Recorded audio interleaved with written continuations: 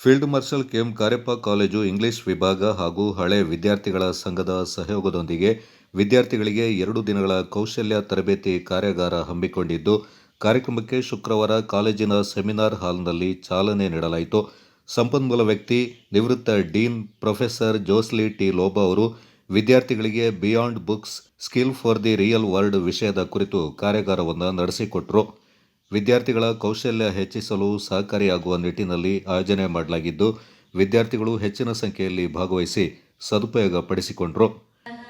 ಶುಭಂ ಕುರುತ್ವಂ ಕಲ್ಯಾಣಂ ಆರೋಗ್ಯಂ ಧನ ಸಂಪದಃ ಶತ್ರುಬುದ್ಧಿ ವಿನಾಶಾಯ ದೀಪಜ್ಯೋತಿರ್ನಮೋಸ್ತುತೆ ದೀಪಜ್ಯೋತಿರ್ನಮೋಸ್ತುತೆ ಶುಭಂ ಕುರುತ್ವಂ ಕಲ್ಯಾಣಂ ಕಾರ್ಯಕ್ರಮದಲ್ಲಿ ಹಳೆಯ ವಿದ್ಯಾರ್ಥಿ ಸಂಘದ ಅಧ್ಯಕ್ಷ ಬಳ್ಳಜಿರ ಬಿ ಅಯ್ಯಪ್ಪ ಮಾತನಾಡಿ, ಸದ್ಯದ ಪರಿಸ್ಥಿತಿಯಲ್ಲಿ ವಿದ್ಯಾರ್ಥಿಗಳಿಗೆ ಕೌಶಲ್ಯ ತರಬೇತಿ ಕಾರ್ಯಗಳು ಬಹಳ ಅವಶ್ಯಕವಾಗಿದೆ ಎಂದರು.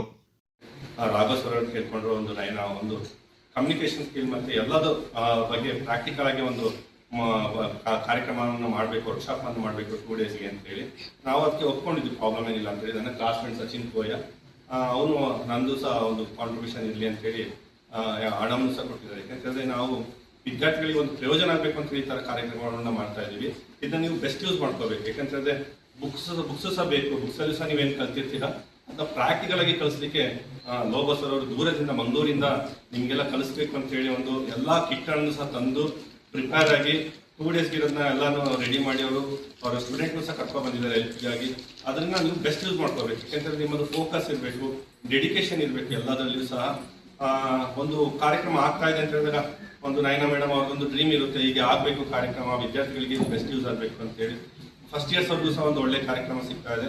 ಇದನ್ನ ನೀವು ಬೆಸ್ಟ್ ಯೂಸ್ ಮಾಡ್ಕೊಂಡು ಅದನ್ನ ಮುಂದಿನ ದಿನಗಳಲ್ಲಿ ಅಂತ ಸದುಪಯೋಗ ಪಡಿಸ್ಕೋಬೇಕು ಅಂತ. ಪ್ರೊಫೆಸರ್ ತಿಪ್ಪೇಸ್ವಾಮಿ, ಇಂಗ್ಲಿಷ್ ವಿಭಾಗದ ಮುಖ್ಯಸ್ಥೆ ನಯನಾ ಕಶ್ಯಪ್, ಉಪನ್ಯಾಸಕರಾದ ಪೂರ್ಣಚ್ಚ, ಹಳೆ ವಿದ್ಯಾರ್ಥಿ ಸಂಘದ ನಿರ್ದೇಶಕರಾದ ಚೇಕ್ ಪೂವಂಡ ಸಚಿನ್ ಪೂವಯ್ಯ, ಕಾಲೇಜಿನ ವಿವಿಧ ವಿಭಾಗದ ಉಪನ್ಯಾಸಕರು ಸೇರಿದಂತೆ ವಿದ್ಯಾರ್ಥಿಗಳು ಪಾಲ್ಗೊಂಡಿದ್ದರು.